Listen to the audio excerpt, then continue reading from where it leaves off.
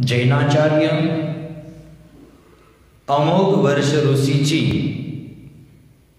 ग्रंथराज प्रश्नोत्तर रत्न मालिका के माध्यम से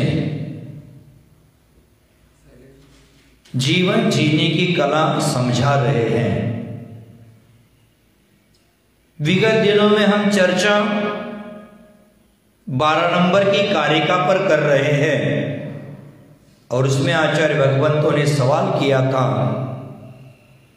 नलनी दलगत जल लव तरलम किम, माने कमलनी के पत्तों पर गिरा हुआ जो जलकण है उसके समान क्षणिक क्या है। तो आचार्य श्री ने जवाब दिया था, यौवन, धन और आयु। ये गाथा के पहले चरण में हमने विचार कर लिया। दूसरा चरण भी आचार्य महाराज कहते हैं कि शस्यधर कर निकरा नुकारिन संजना एवं। इस चर्चा को आगे बढ़ाने के पहले के चरण की बात फिर से प्रारंभ करते हैं। जो कमल पत्र पर पड़ी बूंद के समान क्षणिक क्या है, ये यौवन दिखता है, ये आकाश में दिखने वाली परी के समान है, ये आकाश में दिखने वाली अप्सरा के समान है। ये दिखने में तो आती है लेकिन पकड़ में नहीं आती है। ये तो पारे के समान है, पारा दिखता है लेकिन पकड़ता है तो इधर उधर भागना शुरू कर देता है, पकड़ में नहीं आता। पारे को अगर पकड़ना है तो उसके लिए आधार होना चाहिए। जैसे हम हाथ में पारे को पकड़ लेते तो फिसल जाता है, लेकिन वही पारा किसी बर्तन में रख देते हैं, किसी डिब्बी में रख देते हैं तो ठहर जाता है। ऐसे ही हमारा यौवन है, ऐसे ही फिसलता जा रहा है, लेकिन वो किसी पात्र में रखते हैं, डिब्बी में रखते हैं तो सरक नहीं जाता है। तो यौवन को स्थिर करने वाला पात्र कोई है, आधार कोई है, तो वह है धर्म। धर्म के बर्तन में यौवन को हम रख सकते हैं और वहां रखेंगे तो वह सार्थक यौवन लग जाएगा।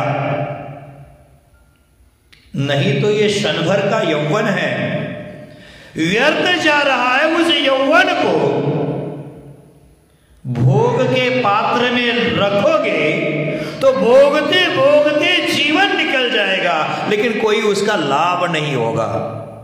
वही यौवन हम धर्म के पात्र में रखेंगे तो यौवन को पूरा धर्म के प्रति समर्पित करोगे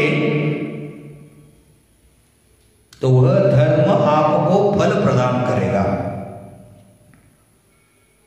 दूसरी बात कही थी, कमल के पत्र पर जल बिंदु है, उसके समान क्षणवर्ती क्या है, तो धन कहा था। लक्ष्मी है, वो किसी की शाश्वत नहीं रहती है। जो जो व्यक्ति लक्ष्मी को पकड़ता है उसकी संपत्ति लक्ष्मी वैभव ऐश्वर्य नियम से छूटता है। ऐसा कोई व्यक्ति नहीं है कि जो संपत्ति को हमेशा पकड़कर रखे, वो एक न एक दिन छूट ही जाती है। और जिसने संपत्ति को छोड़ा है उसकी संपत्ति कभी छूटती नहीं है, पुनः पुनः वहां अधिक अधिक हो जाती है। तो आचार्य महाराज ने कहा था, तीसरी बार आयु है वो क्षणिक है, उसका कोई भरोसा नहीं है। किसे पता वह कितने साल तक हमें जीना है, कितनी साल तक वो आयु हमारी साथ देने वाली है, हमें कोई पता नहीं है। चाहे कुंडली बनाकर देख लो कि उसकी उम्र कितनी है, वो भी झूठ साबित हो सकती है। कुंडली से भी देख लिया, हस्त रेखा से भी देख लिया, मस्तक रेखा से भी देख लिया, सामुद्रिक शास्त्र के माध्यम से भी देख लिया, सभी प्रकार से हमने देख लिया मेरी आयु कितनी है, लेकिन उसके बावजूद भी अनहोनी ऐसी घट जाती है कि हमारा मरण हो जाता है, मृत्यु हो जाता है। कोई गारंटी नहीं है कब तक हमें जीना है।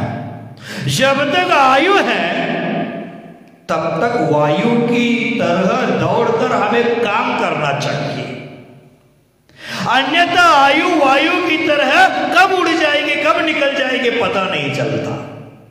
तो वायु की तरह काम करना चाहिए, इसका मतलब पाप का कार्य तो हम कर ही रहे हैं, वायु से भी तेज गति से कर रहे हैं, लेकिन यहां मतलब आचार्य महाराज जी का कहने का है आयु का अंतिम निषेध खत्म होने के पहले हमें वायु की तरह दौड़ करके धर्म कार्य करना चाहिए, संयम की ओर बढ़ना चाहिए, जीवन में चारित्र को अंगीकार करना चाहिए, जीवन में परिणामों की विशुद्धि को बढ़ाना चाहिए।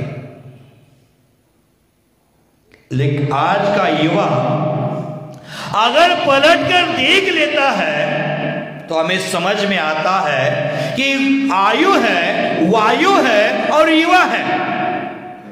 युवा भी वायु की तरह तीव्र ग्रामी बन सकता है, क्योंकि युवा शब्द को उल्टा कर दो वायु हो जाता है।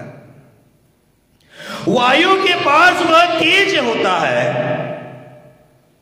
वो ओज होता है, वो होश होता है, वो युवाओं के पास भी होता है। युवा अगर सोच ले तो वायु को भी रोकने की ताकत रखता है, हिम्मत रखता है, वह भी युवा के सामने नतमस्तक हो जाती है, किंतु वह पलटकर खड़ा हो जाए तब। जब तक झुका है तब तक वायु उसे दबाकर चली जाती है। आयु और वायु की तरह बह रही है, फिसल रही है, उसको रोका नहीं जा सकता। आयु की तरह वायु इस शरीर से कब निकल जाएगी ये पता नहीं है। नासिका के छिद्रों में से आयु की वायु निकल रही है, उसको रोकने में कोई समर्थ नहीं है। इसलिए जीवन पर ज्यादा भरोसा मत कर देना, जीवन का ज्यादा उपयोग कर लेना। हम जीवन का उपयोग नहीं करते हैं, हम जीवन का उपभोग कर रहे हैं। यौवन का ज्यादा से ज्यादा उपयोग करना यही हमारे लिए लाभकारी है। हमारा उपयोग मंद हो जाता है तो हमारा जीवन बर्बाद हो जाता है। हमारा उपयोग है वो हमारा लगना चाहिए हमारे आत्मा में। उपयोग बार बार बदलता है और ये बदलने वाले उपयोग का उपयोग स्वरूप भी आत्मा में नहीं लगाया तो हमारे need का वो दुरुपयोग है। तो आचार्य महाराज कहते हैं कि यौवन का भरोसा नहीं है, ये वस्तु उपयोग की है और उपयोगी है।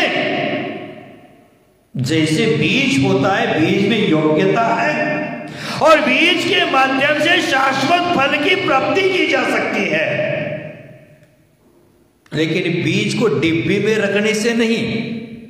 बीज अगर ऐसे ही हम कहीं रख देते हैं वो सड़ जाएगा, कीड़ा लग जाएगा, उसका पाउडर बन जाएगा, वह नष्ट हो जाएगा। लेकिन वह बीज जमीन में डाल देते हैं तो वृक्ष बन जाएगा, फलित होगा, पुष्पित होगा, शीतल छाया भी देगा। उसी प्रकार हमारे जीवन का ये बीज है, वो धर्म की भूमि में बोना है, और धर्म के भूमि में बोगे तो सुख का अंकुर आएगा, शांति का पत्ता निकलेगा, आनंद का फल लगेगा। ये हमारे जीवन का अंतिम लक्ष्य होना चाहिए। हमारे जीवन का बीज है, और जल्दी से जल्दी धर्म की भूमि में उसको डाल दो, नहीं तो हमारा आयु खत्म हो जाएगा। भरोसा नहीं है। हम कहते हैं कि 55 साल के बाद धर्म कर लेंगे, गारंटी है हम 55 साल के बाद जीने वाले हैं? हम धर्म के लिए समय नहीं देना चाहते हैं। इस जीवन रूपी बीज को अगर मोह, मिथ्यात्व, अज्ञान की हवा लग जाती है तो बीज खराब हो जाता है, वह बीज सड़ जाता है, वह बीज नष्ट हो जाता है। ऐसे हमारे जीवन में यौवन है, धन है, आयु है, इसको संसार की थोड़ी भी हवा लग जाती है तो तीनों बीज सड़ जाते हैं। इसलिए संसार की हवा लगने मत देना, मोह की हवा मत लगने देना। मोह की हवा लगने के पहले इस बीज का सदुपयोग कर लेना, कर्म निर्जरा के लिए उसका उपयोग कर लेना। जो कर्म है उस पर दया मत दिखाना। अगर कर्म पर दया दिखाओगे, कृपा दिखाओगे तो आपको वो ठगेगा। आचार्य भगवान कहते हैं कर्मों पर दया भाव करना, पर वस्तुओं पर दया भाव करना, ये हमारी मूर्खता है। जैसे कहा जाता है व्यवहार में, ठग के साथ ठग का व्यवहार करो। अगर ठग के साथ दयालुता, कृपालुता का प्रयाग करोगे तो आप पर वो हावी हो जाएगा। जमीन की मिट्टी इकट्ठा करने के लिए जो फावड़ा होता है, क्या बोलते हैं आप? हाँ? कुदाल तो खोदने की होती है। जो फावड़ा होता है मिट्टी को कढ़ाई में भर देते हैं,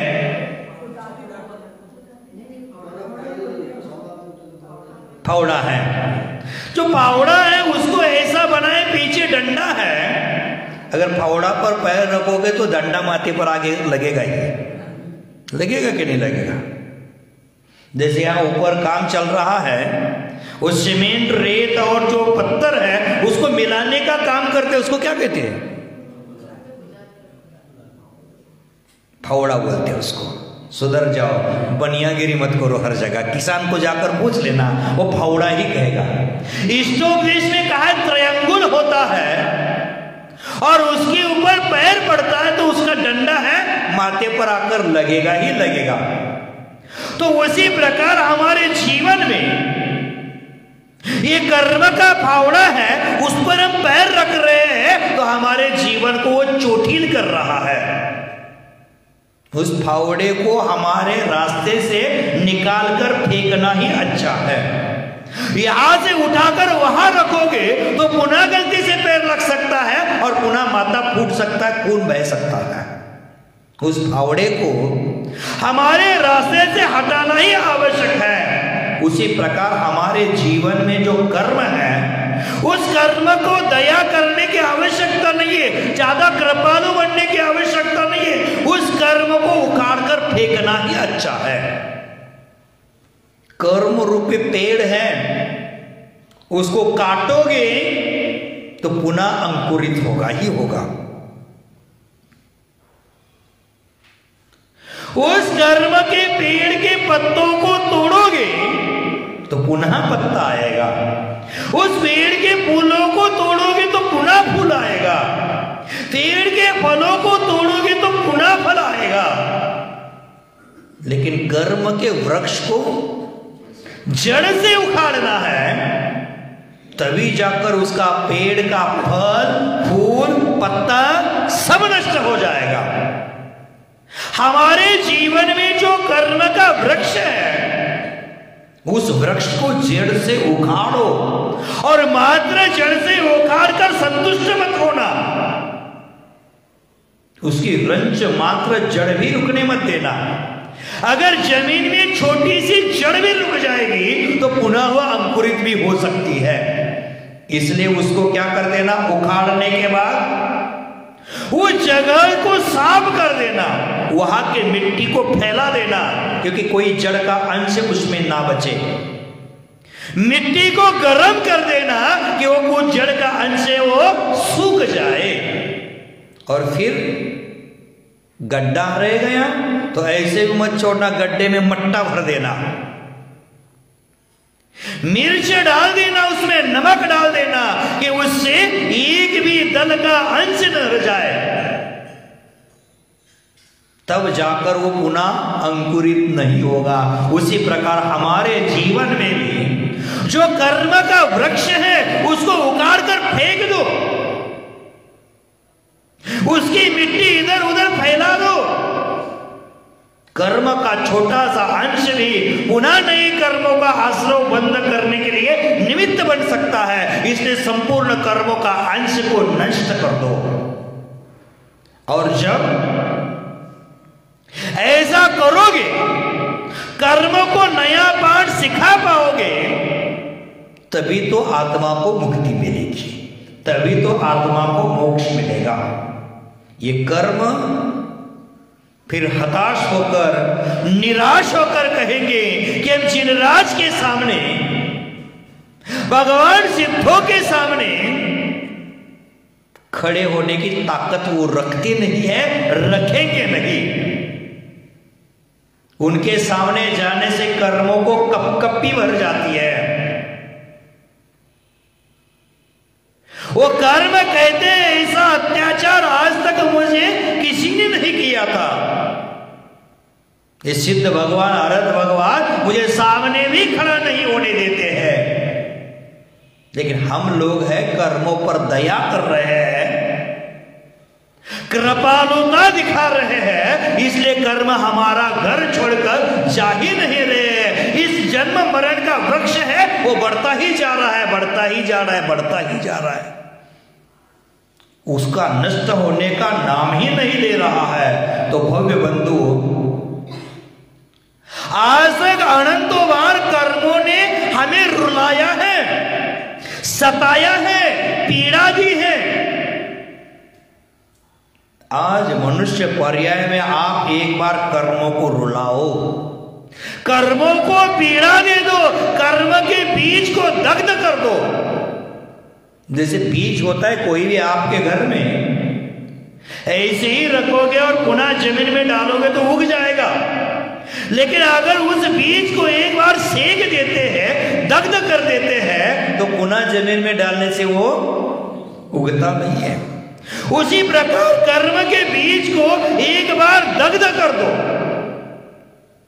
कर्म को रुला दो, और एक कर्म को रुला दोगे तो दूसरा कर्म थर्रा जाएगा, कपकपी भर जाएगी। जिस प्रकार घाती कर्म को नष्ट करोगे तो घाती कर्म थर्रा कर अपने आप भाग जाएंगे।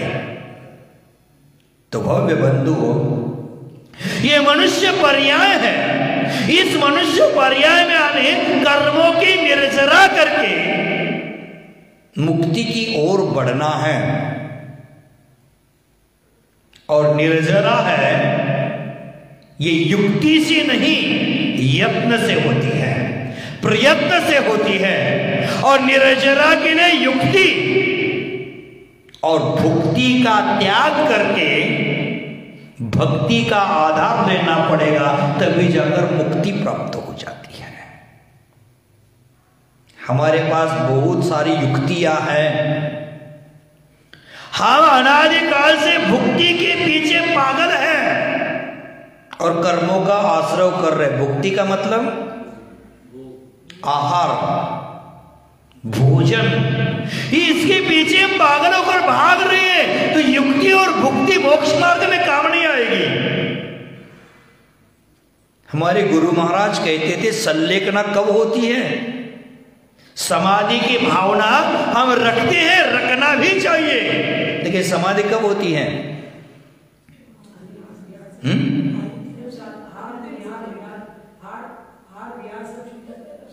तो मेरा भी 6 महीने से छूट रहा है विहार, बीच बीच में आहार भी छोड़ देते हैं, तब समाधि हो गई।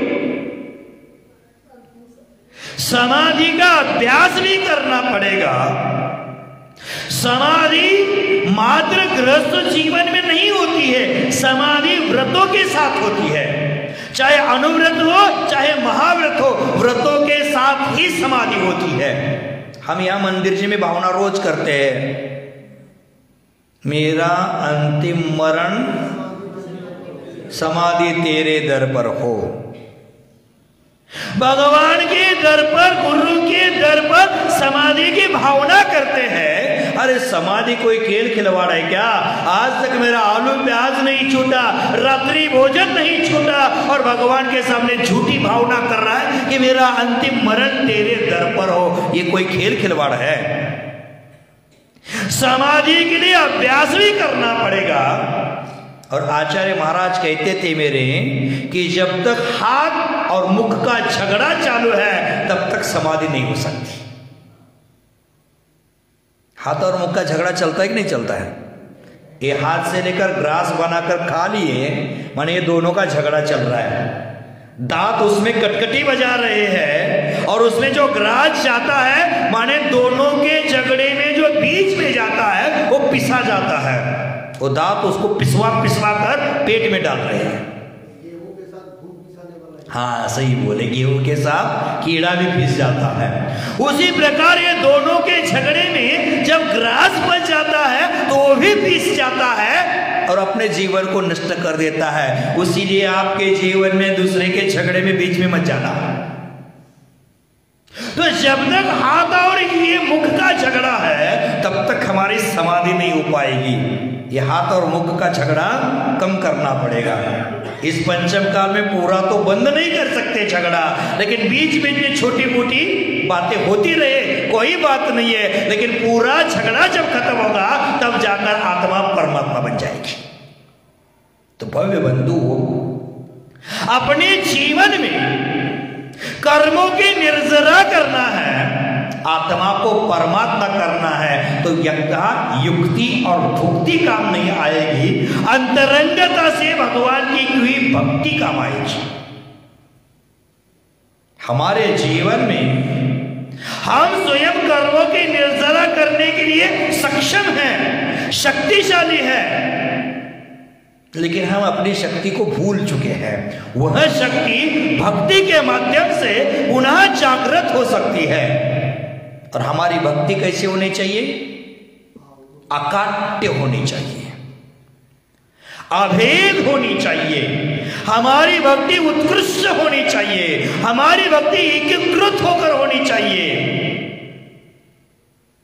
यही भक्ति है वो कर्मों की निर्जरा कर सकती है। एकीकृत, भगवान और मुझ में कोई भेद नहीं है, एक मेक होकर भक्ति करना चाहिए। तलवार के कितने भी टुकड़े कर दिए जाए, लेकिन तलवार की धार कभी खत्म नहीं होती। उसी प्रकार हमारी भक्ति अकाट्य होनी चाहिए, तलवार की धार की तरह। हम थोड़ी सी ठंडी आ गई तो भक्ति भूल गए, थोड़ी सी ठंडी आ गई तो जिनवाने को सुनना छोड़ दिए। उचित नहीं है हमारी शक्ति को भूलना। भव्य बंधुओं, हमारे पास भक्ति की शक्ति हो तो कर्मों के पहलवान को हम मिट्टी चटा सकते हैं। पहलवान बड़ा है कि दुबला है, वो निर्जरा में कोई मतलब नहीं है। एक शीन का व्यक्ति भी वह क्षीण का योगी भी कर्म की असंख्यात गुण श्रेणी कर्म की निर्जरा करता है। एक मोटा व्यक्ति भी कर्म की निर्जरा कर सकता है। या पहलवान होना अथवा दुबला पतला होना कोई मतलब नहीं है। आचार्य भगवान कहते हैं मात्र यह आत्मा की जागरूकता होना आवश्यक है। वह आत्मा की जागरूकता ही कर्म की निर्जरा कर सकती है। मात्र शरीर की शक्ति कर्म का निर्जरा नहीं कर सकती। मात्र वचनों की शक्ति कर्म का निर्जरा नहीं कर सकती। निर्जरा के लिए आत्मा की शक्ति चाहिए। जिसके पास मनबल है वह कर्म की निर्जरा करता है। आपके पास मन है क्या? आप कर्म की निर्जरा कर रहे हैं क्या?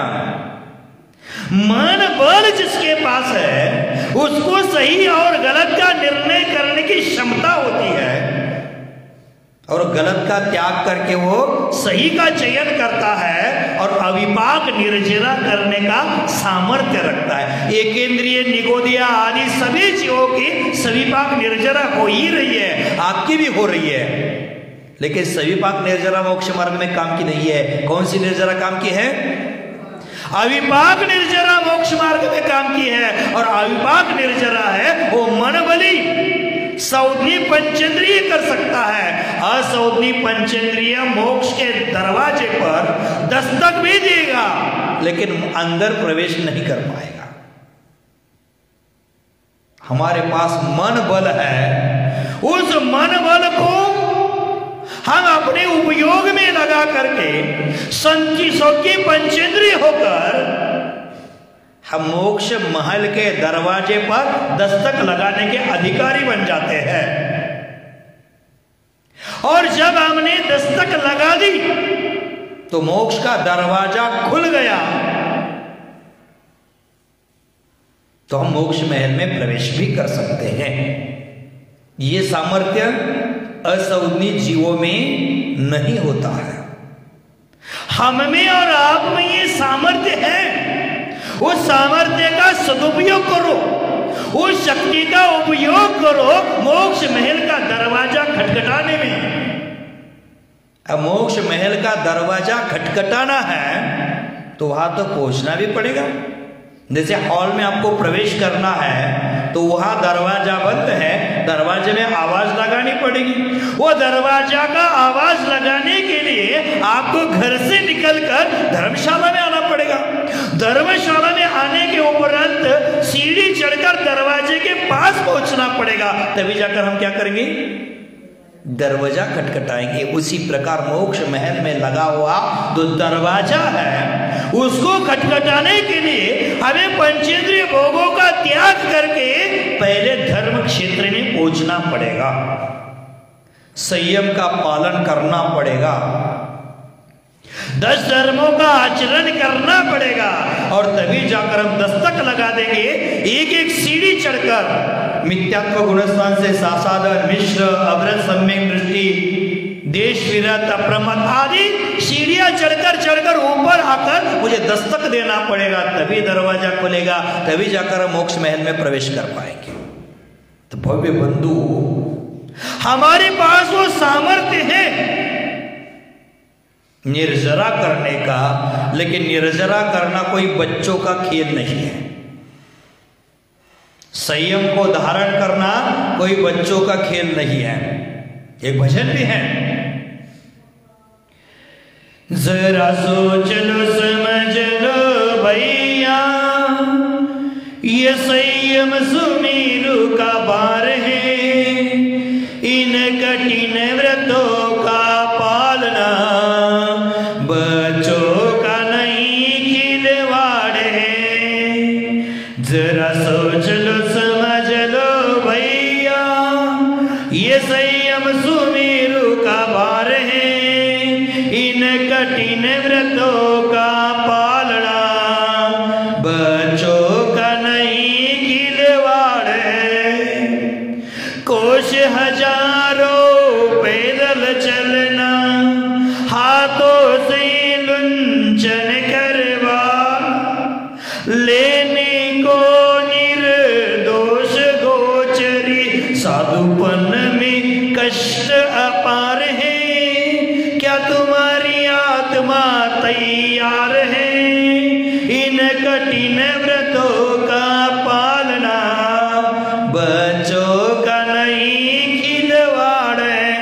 कठिन अति कठिन व्रत है, उसको पालना कोई बच्चों का खिलवाड़ नहीं है। उसी प्रकार की व्रत पालन करके कर्मों की निर्जरा करना कोई बच्चों का खिलवाड़ नहीं है। दुकानदारी करते हुए बनियागिरी आप बहुत करते होंगे, पैसा कमाने के लिए बहुत होशियार हो गए आप, लेकिन कर्म की निर्जरा करने के लिए बनियागिरी काम नहीं आएगी। ये कर्मों की निर्जरा करना शूद्रों का काम नहीं है, ब्राह्मणों का काम नहीं है, तो काम क्षत्रिय का है और क्षत्रिय का सामर्थ्य होना चाहिए। इसलिए जितने भी तीर्थंकर महापुरुष उत्पन्न हो गए वो क्षत्रिय कुल में उत्पन्न हो गए और क्षत्रिय कुल में उत्पन्न होकर कर्मों की निर्जरा कर गए। वह निर्जरा बिना संयम के असंभव है और बिना संयम के तो सविपाक निर्जरा होती है, लेकिन अविपाक निर्जरा संयम के बिना नहीं होगी और वही मोक्ष मार्ग में हमारे लिए काम की है। तो भव्य बंधुओं, हमारा यौवन क्षणिक है, उसका उपयोग कर्म की निर्जरा करने में करो। हमारा धन क्षणिक है, उसका उपयोग परोपकार में, दान धर्म में करो। करुणावान बनकर दुखित पीड़ित जीवों की दया करने में उसका उपयोग करो। हमारा आयु क्षणिक है, उसमें संयम की वायु भर करके मोक्ष मार्ग की ओर उड़ान भर दो। तो आचार्य महाराज ने कहा है कि हमारे जीवन में ये कर्म निर्जरा का पाठ है, कहां सीखने को मिलेगा, हम कहां सीख पाएंगे? तो आचार्य भगवान कहते हैं हमारे जीवन में जो बीज है वो बीज एक बार जमीन में बो, वह बीज है, उस बीज का उपयोग करो। और उपयोग करने की कला कहां सीखने को मिलती है? दुकान में, स्कूल में, कॉलेजों में नहीं। तो आचार्य महाराज अगला सवाल कर रहे हैं कि शशि धर कर निकरा नुकारिण, माने मेरे जीवन में कौन कौन है ऐसी चीज? शशिधर, शशि का मतलब पवन जी की वाइफ, शशि का मतलब होता है चंद्रमा और शशिधर माने चंद्रमा है। कर, कर का मतलब टैक्स, कर का मतलब टैक्स भी होता है, कर का मतलब हाथ भी होता है। तो यहां शशिधर कर शब्द आया है तो चंद्रमा का हाथ होता ही नहीं है। यहां कर का मतलब है किरण, कर का मतलब टैक्स हो गया, कर का मतलब हाथ हो गया और कर का मतलब किरण भी हो गया। शशिधर कर, शशिधर माने चंद्रमा के किरण के निकर, निकर का मतलब होता है समूह, चक्र का मतलब समूह और निकर का मतलब भी समूह। और वो समूह कैसा है? शीतल किरणों का समूह है, चंद्रमा की शीतल किरणों का समूह है और उसका अनुकरण नुकारिण, अनुकरण करने वाली बात इस जगत में कौन सी है? जैसे गर्मी से पीड़ित व्यक्ति को शीतल चंद्रमा की किरण मिल जाए तो उसको आनंद मिलता है, उसी प्रकार हमारे जीवन में ऐसे चंद्रमा की शीतल किरणों की तरह शीतलता प्रदान करने वाली वस्तु कौन सी है कि जिसका हम अनुकरण कर सके? हम करते हैं उसका अनुकरण? पीड़ित ताप से पीड़ित व्यक्ति को चंद्रमा के शीतल किरण मिल जाए तो वह उसका ही अनुकरण बार बार करता है, उसकी ओर आकर्षित हो जाता है। तो हमारे लिए वो शीतल चंद्रमा के किरणों के समूह के समान अनुकरण करणीय क्या है? तो आचार्य महाराज यहां उदाहरण देते हैं, सज्जना एव, सज्जनों की संगति है वो हमारे जीवन में चंद्रमा के शीतल किरणों के समूह के समान अनुकरण करणीय योग्य है। और सज्जन कौन है?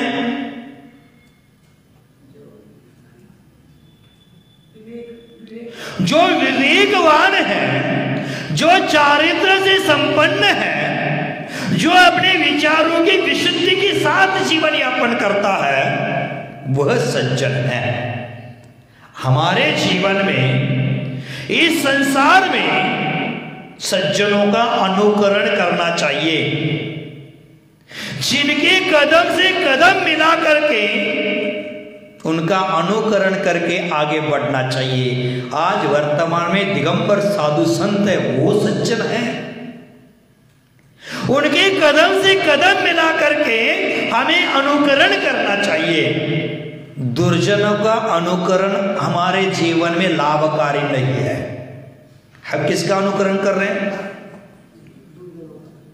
देख लेना, एक पिताजी मरणासन्न थे, मरण का समय था और बेटा उनके पास गया और पिताजी को पूछता है, आपका मरण होने के बाद मैं किसके सानिध्य में रहूं, मैं किसके संपर्क में रहूं? सवाल किया। आज का बेटा पूछता है, माँ पापा कौन से बैंक में कितना बैलेंस है, कहाँ कहाँ जमीन में पैसा गाड़ कर रखा है, सोना कहाँ कहाँ रखा है, ये पूछ लेगा। बाप मर रहा है, उसकी कोई चिंता नहीं है। मर रहा है, अंतिम सांसें गिन रहा है, तो खाली स्टैम्प पेपर पर सिग्नेचर ले रहा है, क्योंकि उसकी प्रॉपर्टी का भोग मुझे भोगना है। जिसने जन्म दिया है वो मर रहा है, उसका कोई मुझे फर्क नहीं पड़ रहा है। मुझे क्या चाहिए? बाप की संपत्ति चाहिए, बाप की प्रॉपर्टी चाहिए। तो वो पूछ रहा है कि मरने के बाद मैं किसके संपर्क में जीऊं? तो बाप इशारा कर देता है, इस ओर बोलना नहीं है, पहले वाचा जाती है, बाद में काया जाती है। तो मुख से बोलना नहीं हो रहा था, इशारा कर देता है। इधर इशारा कर दिया, चूल्हा था, चूल्हे के बगल में कोयला पड़ा था। तो बेटे को लगा पापा जी कोयला लाने का इशारा कर रहे हैं, जाता है कोयला मुट्ठी में, हाथ में कोयला लेकर आता है। पुनः पापा जी इधर इशारा कर देते हैं, वहां चंदन का चूर पड़ा था। वो बोलते हैं, पापा बोल रहे चंदन का चूर ले आओ, चंदन का चूर ले आता है। अब पापा इशारा करते हैं, दोनों छोड़ दो। पापा के इशारे पर वो काम कर रहा था, दोनों छोड़ दिए। अब उसके हाथ में क्या था? पापा बोलते हैं, आप हाथ में क्या है? क्या था हाथ में? कुछ नहीं, खाली। आपकी दृष्टि में खाली ही लगेगा, लेकिन सज्जन की दृष्टि में वो खाली नहीं है। सज्जन कहता है, वो बेटा कहता है कि पापा एक हाथ में कोयले की कालीमा है और दूसरे हाथ में चंदन के चूर की सुगंधी है। तो पापा कहते हैं, आपको जीवन जगत में जीते समय इसी प्रकार के दो लोग मिलेंगे। जो सज्जन लोग हैं, आपकी संगति छोड़कर जाने के बाद भी आपको चारित्र की सुगंध देते जाएंगे, और दुर्जन लोग साथ छोड़ने के बाद काला कलंक देकर जाएंगे। तुझे किसकी संगति करना है? आप किसकी संगति करोगे? सज्जन की करोगे कि दुर्जन की करोगे? तो सज्जन की संगति करने आ कब रहे हो? ये सज्जन की संगति हमारे जीवन में चारित्र का सौरभ भर देती है। विशुद्धि के महक से हमारे जीवन को महका देते हैं। संयम की खुशबू से हमारा जीवन उज्जवल बनाते हैं, लेकिन हम उनकी संगति में जाना पसंद नहीं करते हैं। जैनाचार्यों ने कहा है, सज्जन पे सो चले, दुर्जन चले न एक। जो जमीन पाषाण की ठोके, ठुकी न मेक। सज्जन पुरुष है और सज्जन पुरुष के साथ हमारी 100 बार मित्रता बना लो। सज्जन के साथ हमारे संबंध कड़वे भी हो सकते हैं। संबंध सज्जन के साथ बीच बीच में व्यवहार भी छूट सकते हैं। फिर भी पुनः पुनः उस सज्जन की मित्रता कर लेना, दुर्जनता का व्यवहार नहीं करना। दुर्जनों की संगति में रहकर कोई सज्जन नहीं बनेगा।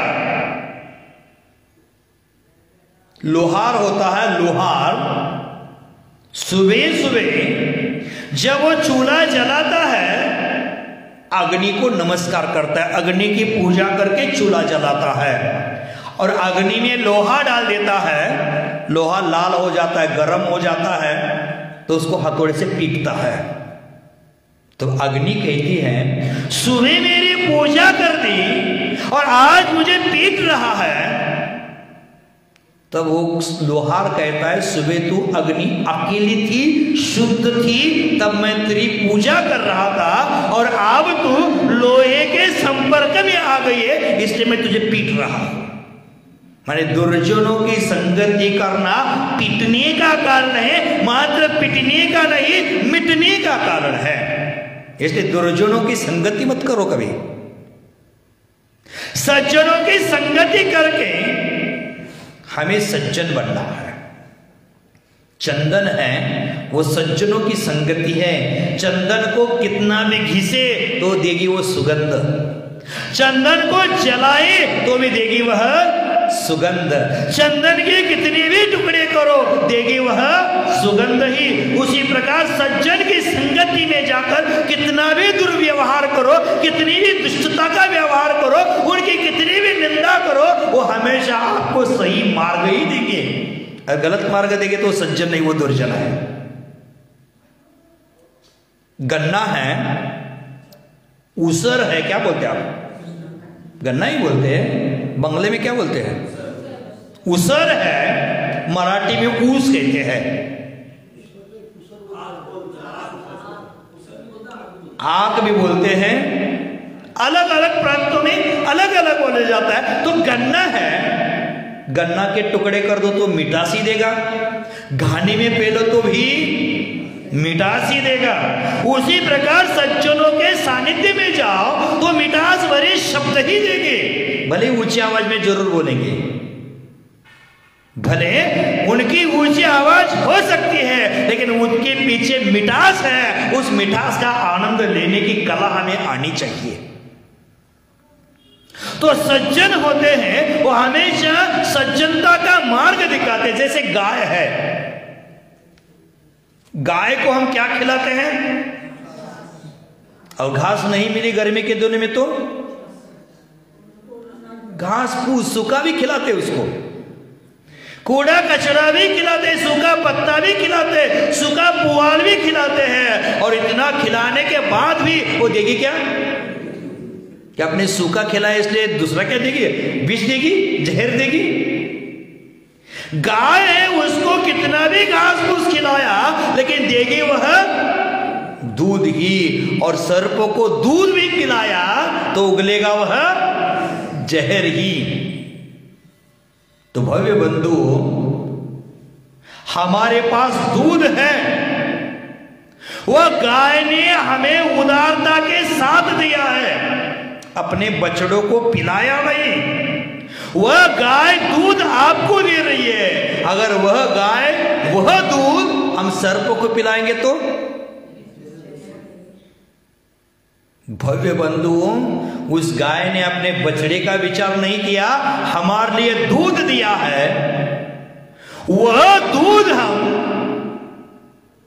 बछड़े को, सर्प को पिला देते हैं तो क्या हो जाता? जहर हो जाता। जो बछड़ा है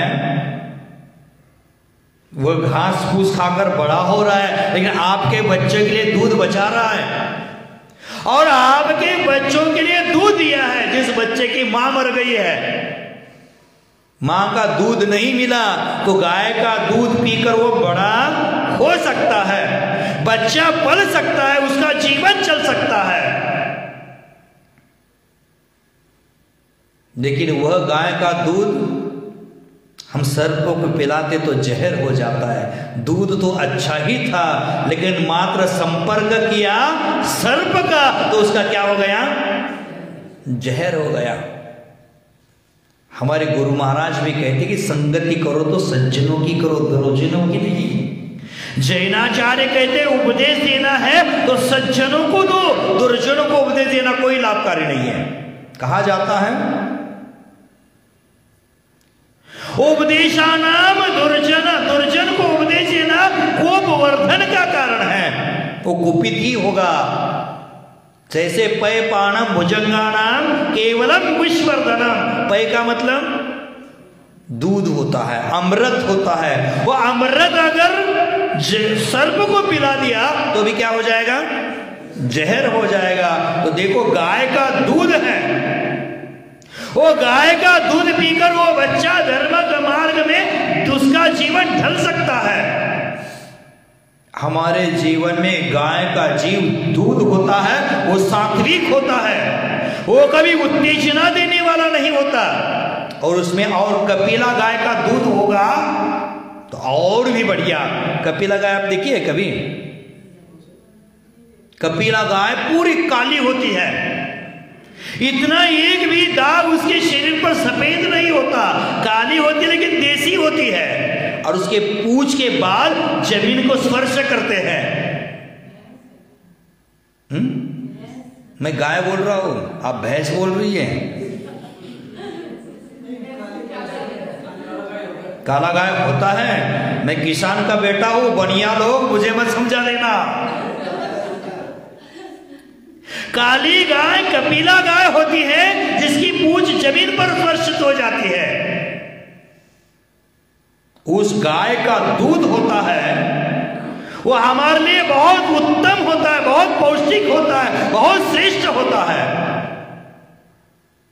चाहे सामान्य गाय भी क्यों ना हो, लेकिन उसका दूध भी क्या होता है? पौष्टिकता ही देता है। उसको घास खिलाओ, फूस खिलाओ, कुछ भी खिलाओ, दाना खिलाओ, चना खिलाओ, गेहूं खिलाओ, कुछ भी खिलाओ, लेकिन दूध ही देगी और वो सात्विक ही देगी। भव्य बंधु वो खली खाती है, खली। आप तेल निकालकर बचती खली है, बर्बाद चीज है। वो खली खाकर भी दूध देती है। दुष्ट वह गाय खली को लेकर दुष्टता को स्वीकार करके उसको चूसती है, उसको रौंदती है और खली को पय में बदल करके अमृत तुल्य दूध हमें दे देती है। वह खली भी गाय की संगति को पाकर के मिष्ट दूध बन जाती है, मीठा दूध बन जाती है। उसी प्रकार कोई दुष्ट व्यक्ति भी साधु की संगति में आता है तो वह निर्मल बन जाता है, उसका जीवन निर्मल बन जाता है। इसलिए साधु संगति करना कितना आवश्यक है। साधु संगति हारे हुए को संबल देती है। साधु संगति मोह से मूर्छित व्यक्ति को होश में ला करके मोक्ष का मार्ग देती है। साधु संगति प्रबलता देती है, संभलता देती है, वह दुर्जन लोग नहीं दे पाते हैं। देखो वो गाय खल खा करके उसको कल में परिवर्तित कर देती है। अब कल का मतलब क्या होता है? क माने आत्मा और ल माने लक्ष्मी। साधु की संगति आत्मा की जो लक्ष्मी है वो लक्ष्मी प्रदान करने का मार्ग सिखाती है। इसीलिए हमारे आत्म गुणों से हमें शोभायमान बनना है तो गाय रूपी साधु संगति के सानिध्य में हमें पहुंचना ही पड़ेगा। गाय है, चारा खाती है और गाय की एक विशेषता होती है, भैंस का दूध सफेद होता है, गाय का दूध पीला होता है। कारण क्या है? गाय के पीठ में एक जो हड्डी है, जिसको आप रीढ़ की हड्डी बोल दो, उसमें अगर सूरज की रोशनी उसके पीठ पर गिरती है तो सूरज की किरणों को वो पीठ की हड्डी है वो सुवर्ण कणों में परिवर्तित करती है। इसलिए गाय के दूध में सुवर्ण का अंश होता है, इसलिए गाय का दूध पीला पीला होता है, गाय का घी पीला होता है, गाय का घी दही भी हल्का पीला होता है, क्योंकि गाय का दूध हमारे लिए लाभकारी है, हमारे जीवन को श्रेष्ठ बनाता है, हमारे जीवन को परिवर्तित कर देता है। और गाय घास फूस खा करके वह घास फूस के 4 अंश अपने पेट में पहुंचा देती है और उसको गाय दूध में के रूप में देती है। वह दूध पनीर के रूप में होता है, वह रबड़ी के रूप में है, दही के रूप में है, मावा के रूप में आदि परिवर्तित होता है। उस दूध में सुवर्ण कणों की शक्ति है, ताकत है। जिस प्रकार साधु संतों के सानिध्य में आने से हमारे जीवन को परिवर्तित कर देता है वो साधु संग। जिस प्रकार कल्पवृक्ष आपने देखा होगा, वो कल्पवृक्ष की छाया में जो भी व्यक्ति जाता है उसको इच्छित दान मिल जाता है।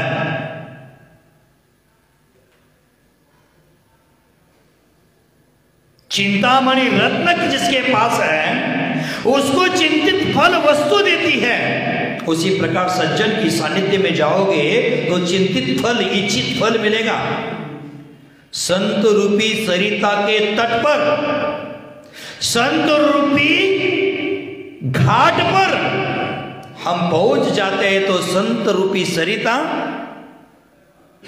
और संत रूपी सरिता का निर्मल पान करें या न करें, लेकिन संत रूपी सरिता के में अवगाहन करने से, संत रूपी घाट पर खड़े होने से वहां से बहने वाली वायु है हमारे संतप्त शरीर को शीतलता तो जरूर देती है। उसी प्रकार जितने समय तक आप संत के सानिध्य में रहोगे आनंद का अनुभव होता है। मनुष्य के शरीर में जो थकान है वो थकान निकल जाती है।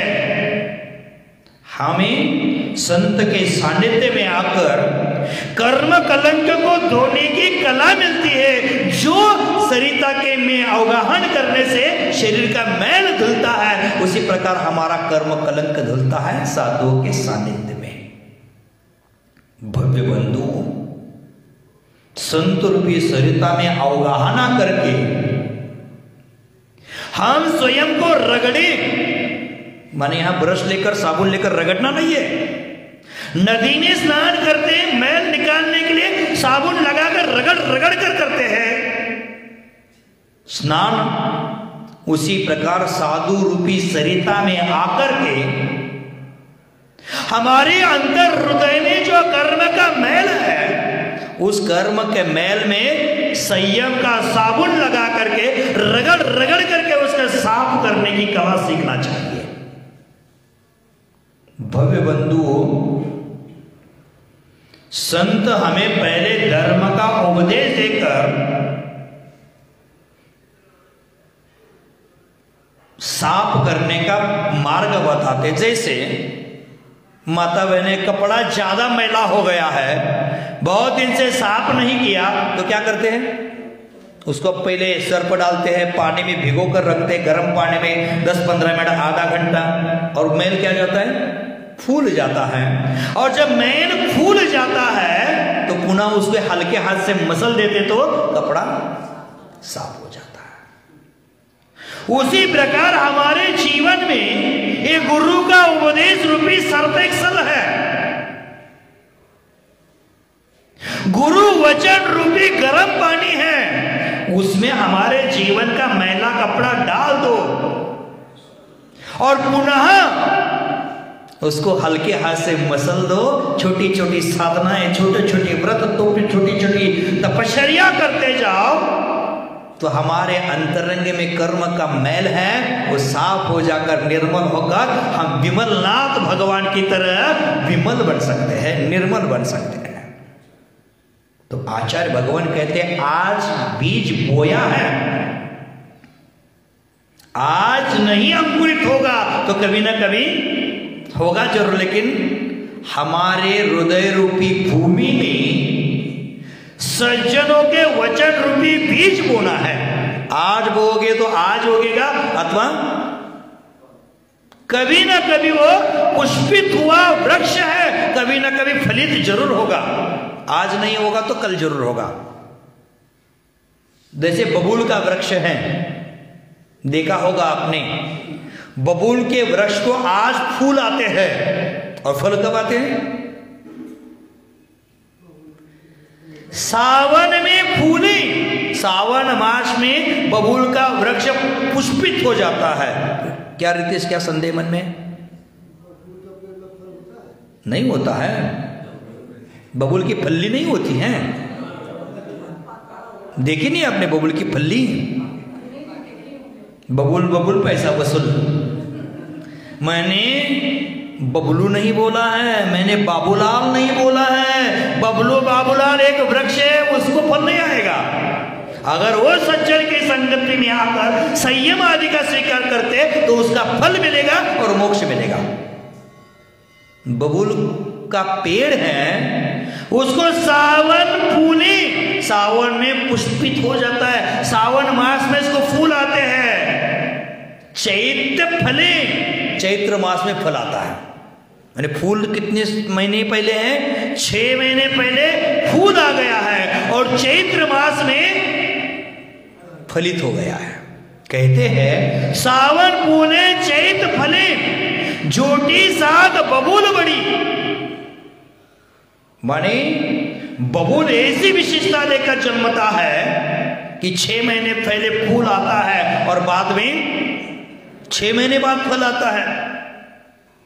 उसी प्रकार मनुष्य के जीवन में गुरुओं का उपदेश आज हमने समझ लिया, यहां फलित होगा कोई गारंटी नहीं। घर में जाकर फलित हो सकता है, घर में जाने के बाद फलित होगा कोई गारंटी नहीं। 6 महीना के बाद फलित हो सकता है, 6 साल के बाद वो बातें याद आ सकती है। 6 साल नहीं आया तो 60 साल के बाद याद आ सकती है। लेकिन गुरु का उपदेश एक बार सुना तो कभी व्यर्थ नहीं जाता है, वो कभी ना कभी फलित होगा ही होगा। अगर 6 दिन, 6 घंटा, 6 महीने, 6 साल, 60 साल बाद नहीं याद आया तो भाइयों, यहां सुना हुआ उपदेश यहां काम नहीं आया तो नरक में जाने के बाद भी काम आ सकता है। वहां भी गुरुओं का उपदेश याद आ सकता है और वहां भी सम्यक तरह की उपलब्धि हो सकती है। इसलिए हमारे जीवन में गुरु का उपदेश सुनना कभी टालना नहीं चाहिए, सज्जनों की संगति कभी टालना नहीं चाहिए। आज बहुत बार समझाया लेकिन समझ नहीं पाया, लेकिन वह व्यक्ति सैकड़ों जन्म जाने के बाद, असंख्यात भाव जाने के बाद भी उसको वो समझ सकता है। इसलिए हमारे जीवन में हमेशा सज्जनों की संगति करना है।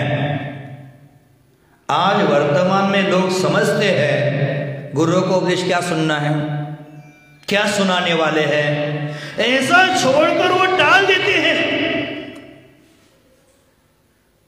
आचार्य भगवान कहते हैं सम्यक दृष्टि जीव होता है, उसको अगर चक्रवर्ती की संपदा भी मिल जाए तो बोलता है मुझे नहीं चाहिए। उसको गोकुल की भूमि भी मिल जाए तो बोलता है मुझे नहीं चाहिए। हजारों करोड़ों रथ भी उसको मिल जाए सोने चांदी के तो बोलते हैं मुझे नहीं चाहिए। किसी सम्यक दृष्टि व्यक्ति को करोड़ों शीलवान कन्या भी दी जाए तो बोलता है मुझे नहीं चाहिए। लेकिन वह सम्यक दृष्टि ऐसा कहता है कि ये सारी संपदा मुझे नहीं चाहिए, लेकिन मेरे जीवन में ऐसा दिन कभी ना होगे जिस दिन मैं गुरुओं की वाणी ना सुनो, ऐसा मेरे जीवन में दिन कभी ना होगे। ये भावना सम्यक दृष्टि जीव की होती है। आपकी भावना क्या है? यहां आए हैं उनकी तो भावना है ही, लेकिन जो नहीं आए उनकी भावना अभी सुबह रितेश बोला कि हम पुनः डांटेंगे सबको समय पर आने के लिए। या आते ही लोग हैं, उनको डांट फटकारने से क्या फायदा है? जो आते नहीं उनको बोलना है कि वो यहाँ आ जाए। हम प्रवचन के अंत में सूचना देते हैं कि कल प्रवचन में आ जाओ, प्रवचन में आ जाओ। क्या मतलब है? वो आ ही रहा है, उसको बताने से क्या मतलब? जो नहीं आ रहा है उसको बताना चाहिए। तो आचार्य महाराज यहां कहते हैं कि हमारे जीवन में साधु का उपदेश है वो कभी व्यर्थ नहीं होता। साधु अगर प्रवचन में एक शब्द भी बोल देते हैं तो एक शब्द भी सार्थक है। वह शब्द आज नहीं, किसी न किसी जीवन में वो जरूर प्रभाव दिखाई देगा। बोल रहे गुरु का उपदेश, आप बोल रहे अभी नहीं 6 महीना बाद भी काम में आएगा, तो गुरु का उपदेश को इसका मतलब आप बबूल के फल के साथ में तुलना कर रहे हैं? ऐसा नहीं कर रहे भाई। उदाहरण को उदाहरण के रूप में समझो, उदाहरण को उदाहरण के रूप में समझना चाहिए। जैसे बबूल का पेड़ का फल है, पुष्पित होने के बाद 6 महीने के बाद आता है, इसका मतलब गुरु के उपदेश और जिनवानी की तुलना बबूल से पेड़ से नहीं की है। एक बार आप शांति से आज सुनोगे तो फल आज नहीं तो कल कभी ना कभी आएगा। अभिप्राय को पकड़ो। शेर होता है डंडा मारने वालों को पकड़ता है, और कुत्ता होता है डंडे को पकड़ता है। आपको किसको पकड़ना है समझ जाओ। तो आचार्य महाराज कहते हैं कि जीवन में उसका प्रभाव आज नहीं आएगा तो कभी ना कभी उसका प्रभाव जरूर आएगा। 4 महीने के बाद आ सकता है, 4 भव के बाद आ सकता है, 40 भव के बाद आ सकता है, 4000 भव के बाद आ सकता है, अथवा असंख्यात भव के बाद जाति स्मरण हो करके पुनः वह सम्यक दर्शन का निमित्त बढ़ सकता है। इसलिए गुरुओं की वाणी, सज्जनों की वाणी हमें सुनने में कभी भी हिचकिचाना नहीं है, कोई बहाना नहीं बनाना चाहिए। लेकिन हमारे बहाने कितने होते हैं? नींद नहीं खुटा, ठंडा लग रहा है, महाराज बहुत समय तक कहते हैं दुकान जाने में देरी होती है, नाश्ता करने में देरी होती है। ये सब हमारे बहाने हैं। बहानेबाज कभी मोक्ष मार्ग पर चल नहीं पाएगा। लोगों को कहते हैं दीक्षा ले लो, बोलते दीक्षा लेंगे कब? बेटा बेटी की शादी करेंगे तब। अब बेटा बेटी की शादी हो जाएगी कोई गारंटी है? अब बेटा बेटी की शादी हो जाती तो बोलते दीक्षा ले, तो बोलता है पोता आएगा तब। पोता आता है तो बोलता है अरे बाबा पोती की शादी तो करो, बेटे को कुछ अक्ल नहीं है, पोती की शादी करने के बाद देखेंगे। अब पोती की शादी होने के बाद पर पोता दे दो। ऐसे ही करते करते टाल देता है, बहाना बनाता है, और ऐसे ही बिस्तर में सड़कर रात में कब मर जाता है पता नहीं चलता। सुबह बहू रानी जब चाय देने जाती है तो ये लकड़ी की तरह लंबा होकर पड़ा है।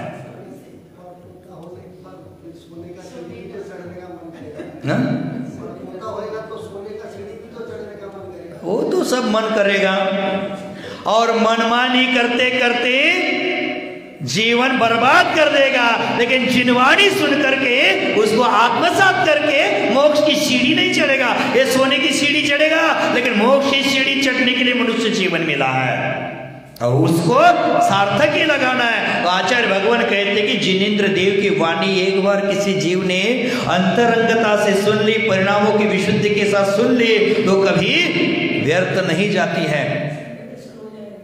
ऐसा नहीं कि हम शक्कर खाए और मुख मीठा ना हो जाए। ऐसा होता है कभी?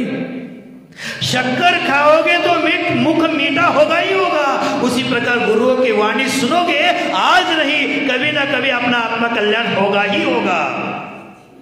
एक महावीर भगवान के जीव ने शेर के पर्याय में वाणी सुनी।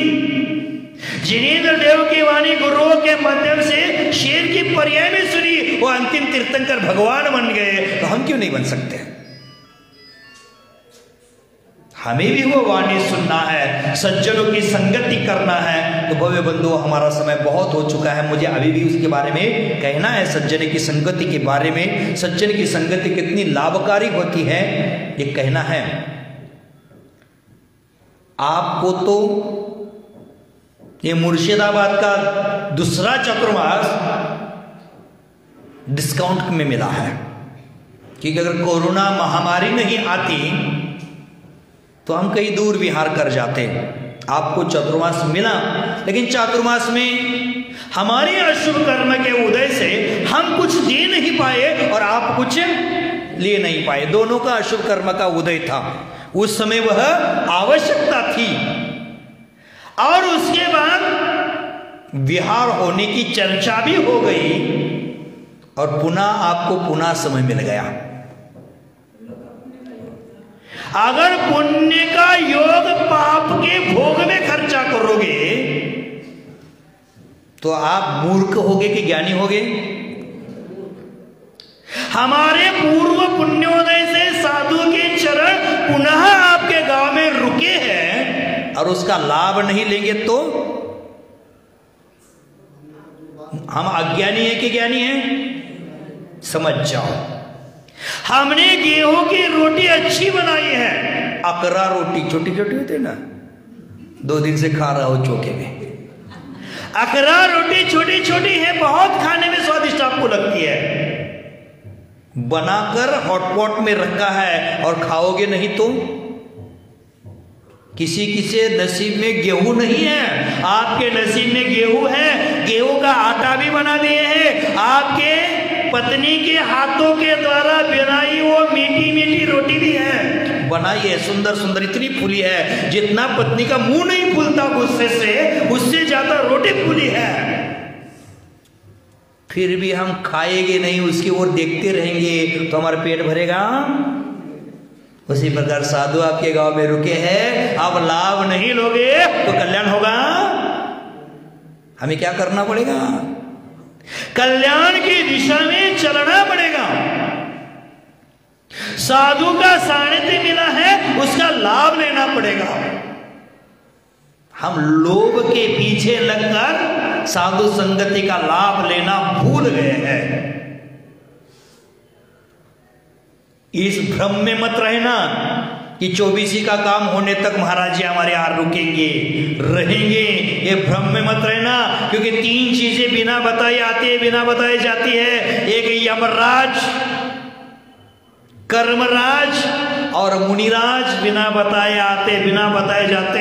उनकी कोई निश्चित स्थिति नहीं होती है, निश्चित कोई तिथि वार नक्षत्र उनका नहीं होता है, कभी भी निकल जा सकते हैं। ये मत सोचना कि महाराज जी ने हमारे लिए प्रेरणा कर दी है, प्रेरणा कर दी इसका मतलब मैंने एग्रीमेंट नहीं किया है कि वो होने तक रुकूंगा।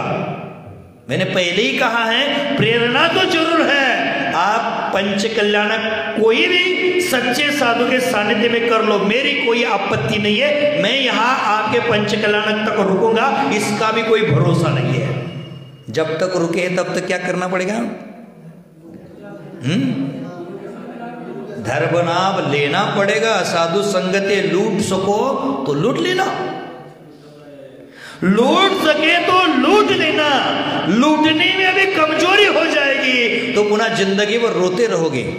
जैसे नदी है, नदी की बाढ़ आती है और बाढ़ जब आती है तो हमारे घर में बिल्कुल पानी की एक बूंद नहीं है, हमारे दरवाजे तक गंगा आई है बाढ़ के निमित्त। अब पानी हमारे घर में लेना है तो कौन लेगा? आपने अगर दरवाजा बंद करके बैठे हैं तो पानी आपके घर में नहीं आएगा, आपको दरवाजा खोल करके पानी के पास जाना पड़ेगा। और पानी कोई कलशा से भर ले, कोई बाल्टी से भर ले, कोई सिंटेक्स भर ले, अथवा कोई मशीन लगाकर घर में ले जाए, नदी किसी को पीछे नहीं लौटाती है। पनघट पर आने वाले व्यक्ति की सबकी संतुष्टि कर देती है, सबको जल देती है। जब तक आपके पास है तब तक वो लुटा देती है। उसी प्रकार ये ज्ञान की गंगा आपके चौखट तक आई है। जब तक मेरे पास सामर्थ्य है, शक्ति है, तब तक मैं लुटाता रहूंगा। लूटने वाले तैयार हो जाओ। गंगा दरवाजे तक आई है और हम प्यासे रह गए तो उसको ज्ञानी कहेगी कि अज्ञानी कहेंगे? तो आप ज्ञानी बनना चाहते हैं कि अज्ञानी बनना चाहते हैं? सूरज है, पूर्व दिशा का सूरज उदित होता है, एक किरण लेकर और संपूर्ण अंधकार नष्ट कर देता है।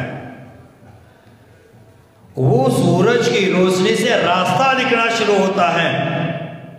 पथिक उस रास्ते पर चल करके अपने गंतव्य तक पहुंचता है।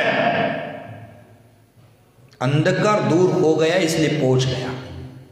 सूरज उदय हो गया, 8 बज गए, 9 बज गए, रास्ते पर प्रकाश हो गया और हमने दरवाजा खिड़की बंद करके हम सोए हैं। हमारे घर में अंधेरा है तो हमारे घर में प्रकाश लाने के लिए क्या करना पड़ेगा?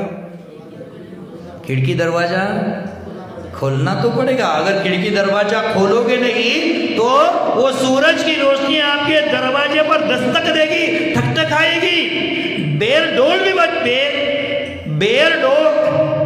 डोर बेल भी बजा देगी। लेकिन दरवाजा अगर खोलेंगे नहीं तो प्रकाश आपके घर में आएगा। उसी प्रकार हे जिनेंद्र देव की वाणी का प्रकाश लेकर मैं आपके हृदय रूपी दरवाजे पर दस्तक दे रहा हो, ठकठकी दे रहा हो। अगर जिनेंद्र देव की ज्ञान रूपी वाणी का अपने जीवन में अगर प्रकाश करना है तो हृदय का दरवाजा किसको खोलना पड़ेगा?